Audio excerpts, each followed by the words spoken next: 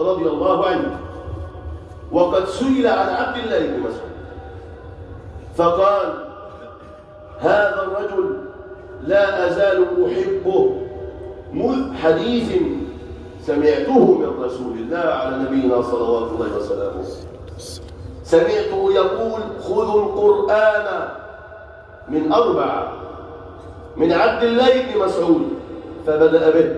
وهذه لفظة مدرجة من كلام سيدنا عبد الله بن عمرو رضي الله عنهم أجمعين. قال: خذوا القرآن من 4 من عبد الله بن مسعود. قال ابن عمرو: فبدأ به، يعني هذا البدء على مراده من قبل الرسول من عبد الله بن مسعود، فبدأ به.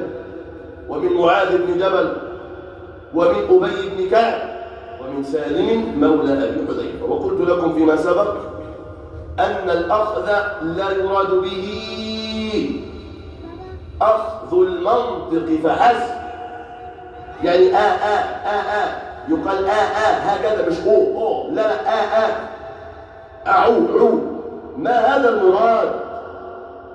أن تفتح ما حقه أن يفتح بترقيقه، وأن تضم ما يستحق الضم بضم الشفايف معه، هذا ليس المراد فقط.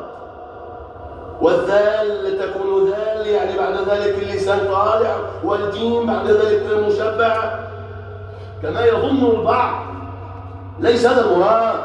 خذوا القرآن، خذوا نهجه، خذوا طريقته، خذوا العمل به، خذوا محبته، خذوا كيف تتعاملون معه.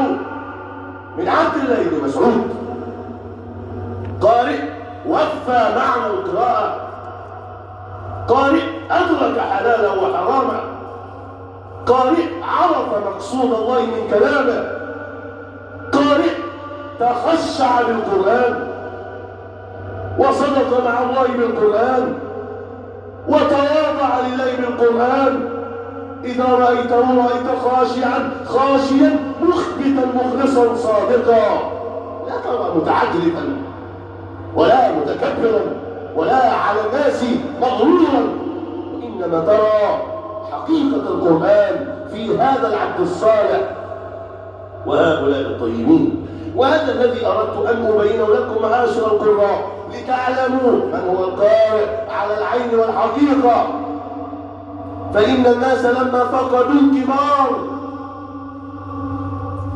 ظنوا بكل أسف أنهم يرون حملة القرآن، والأمر على خلاف هذا معاشر